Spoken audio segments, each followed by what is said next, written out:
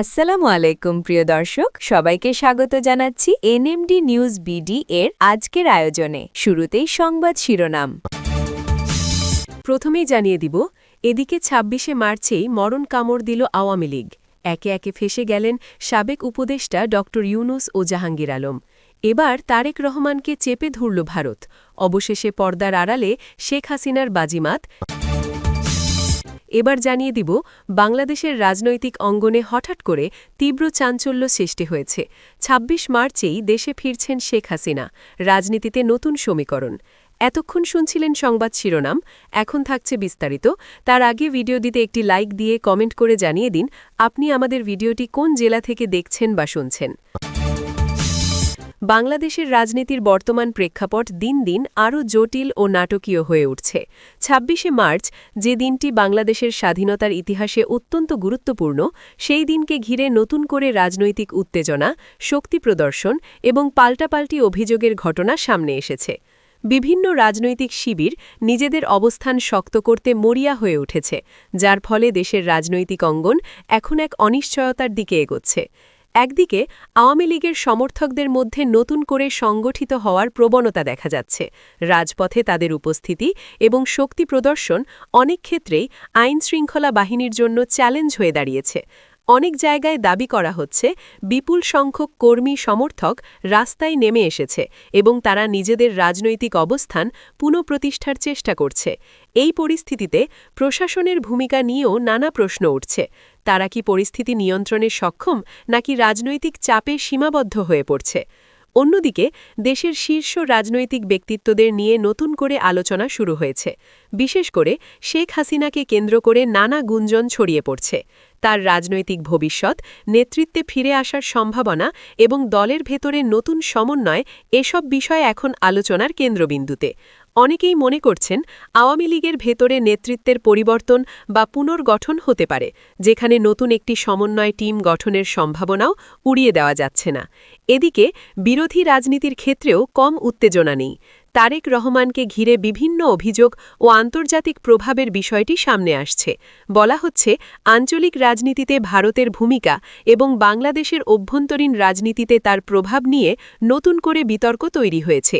কিছু বিশ্লেষক দাবি করছেন, ক্ষমতার ভারসাম্য রক্ষার জন্য বিভিন্ন গোপন সমঝোতা বা চুক্তির সম্ভাবনা থাকতে পারে, যদিও এসবের সুনির্দিষ্ট প্রমাণ অনেক ক্ষেত্রেই অস্পষ্ট। এছাড়া মোহাম্মদ ইউনূসের নামও আলোচনায় এসেছে। তাকে ঘিরে নানা অভিযোগ, বিশেষ করে রাজনৈতিক প্রভাব বিস্তার বা নির্দিষ্ট সিদ্ধান্তে ভূমিকা রাখার মতো বিষয়গুলো নিয়ে সামাজিক মাধ্যমে ব্যাপক আলোচনা চলছে। তবে এসব দাবির অনেকটাই যাচাই বাছাই ছাড়া ছড়িয়ে পড়ছে, যা সাধারণ মানুষের মধ্যে বিভ্রান্তি তৈরি করছে। বর্তমান পরিস্থিতিতে সবচেয়ে বড় যে বিষয়টি সামনে আসছে, তা হল রাজনৈতিক বয়ানের দ্রুত পরিবর্তন এবং তথ্যের বিশ্বাসযোগ্যতা। সামাজিক যোগাযোগ মাধ্যমে ছড়িয়ে পড়া অনেক তথ্যই যাচাই করা কঠিন, ফলে গুজব এবং বাস্তবতার মধ্যে পার্থক্য করা সাধারণ মানুষের জন্য কঠিন হয়ে দাঁড়াচ্ছে। এতে রাজনৈতিক উত্তেজনা আরও বাড়ছে এবং বিভাজন গভীর হচ্ছে। একই সঙ্গে দেশের গণতান্ত্রিক কাঠামো নিয়েও প্রশ্ন উঠছে।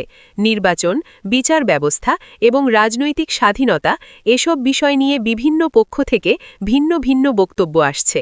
কেউ বলছেন, রাজনৈতিক প্রতিহিংসার কারণে মামলা ও গ্রেপ্তার হচ্ছে, আবার কেউ বলছেন, আইনের শাসন প্রতিষ্ঠার জন্যই এসব পদক্ষেপ নেওয়া হচ্ছে।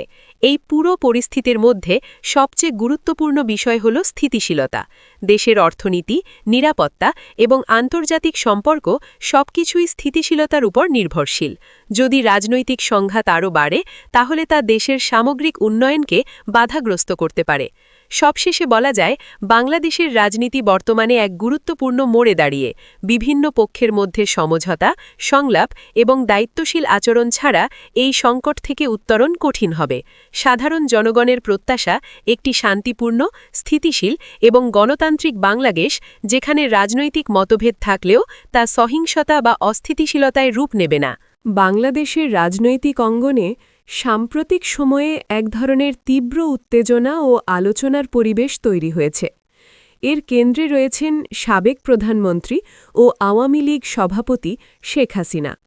তিনি আগামী ২৬ মার্চ মহান স্বাধীনতা দিবসে দেশে ফিরে আসতে পারেন, এমন তথ্যকে ঘিরে দলীয় মহল কর্মী সমর্থক এবং সাধারণ মানুষের মধ্যে নানা ধরনের প্রতিক্রিয়া দেখা যাচ্ছে। বিষয়টি শুধুমাত্র একটি সম্ভাব্য রাজনৈতিক পদক্ষেপ নয়, বরং এটি দেশের সামগ্রিক রাজনৈতিক পরিস্থিতিতে একটি গুরুত্বপূর্ণ প্রভাব ফেলতে পারে বলে ধারণা করা হচ্ছে। দলীয় সূত্রে জানা গেছে, দিল্লিতে অবস্থানরত শেখ হাসিনা ইতোমধ্যে আওয়ামী লীগের বিভিন্ন পর্যায়ের নেতাদের সঙ্গে নিয়মিত যোগাযোগ রাখছেন। বিশেষ করে হোয়াটসঅ্যাপের মাধ্যমে তিনি দলীয় কার্যক্রম সম্পর্কে খোঁজখবর নিচ্ছেন এবং নেতাকর্মীদের প্রস্তুতি নিতে নির্দেশনা দিচ্ছেন। এর ফলে বোঝা যায়, বিষয়টি কেবল গুজবের পর্যায়ে সীমাবদ্ধ নয়, বরং দলীয়ভাবে একটি পরিকল্পিত প্রস্তুতি নেওয়া হচ্ছে। ফেব্রুয়ারি মাসের শেষ দিকে দিল্লিতে অনুষ্ঠিত এক বৈঠকে আওয়ামী লীগের জ্যেষ্ঠ নেতাদের সঙ্গে আলোচনার সময় শেখ হাসিনা দেশে ফেরার বিষয়ে স্পষ্ট ইঙ্গিত দেন। তিনি উল্লেখ করেন যে এখন সময় এসেছে দেশে ফিরে সরাসরি রাজনৈতিক কার্যক্রমে অংশ নেওয়ার এবং মাঠে সক্রিয় হওয়ার। তার এই বক্তব্য দলের নেতাদের মধ্যে নতুন করে উদ্দীপনা তৈরি করেছে। অনেকেই এটিকে একটি নতুন রাজনৈতিক অধ্যায়ের সূচনা হিসেবে দেখছেন। ২৬ মার্চ তারিখটি বেছে নেওয়ার পেছনে রয়েছে গভীর রাজনৈতিক ও ঐতিহাসিক তাৎপর্য। এটি বাংলাদেশের স্বাধীনতা দিবস, যেদিনে জাতির পিতা শেখ মুজিবুর রহমান স্বাধীনতার ঘোষণা দিয়েছিলেন। আওয়ামী লীগের নেতারা মনে করছেন, এই দিনে তার কন্যার দেশে প্রত্যাবর্তন একটি শক্তিশালী প্রতীকী বার্তা বহন করবে।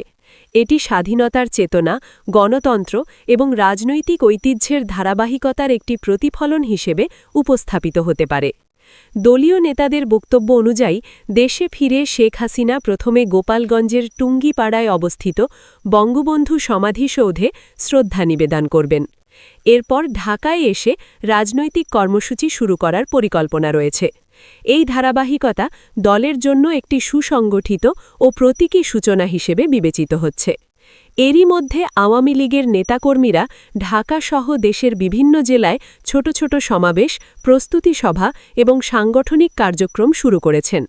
তারা ২৬ মার্চকে কেন্দ্র করে নিজেদের অবস্থান শক্তিশালী করার চেষ্টা করছেন।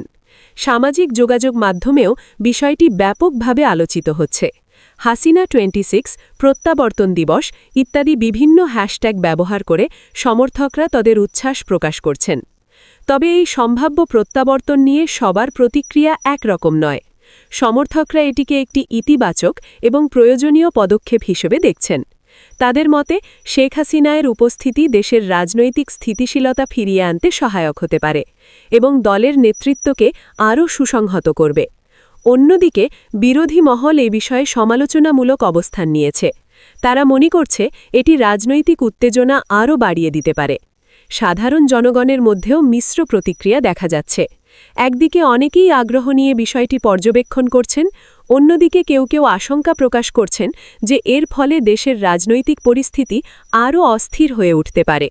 বিশেষ করে নিরাপত্তা, আইনগত জটিলতা এবং জনমতের বিষয়গুলো সামনে রেখে অনেকেই সতর্ক অবস্থান নেওয়ার পরামর্শ দিচ্ছেন।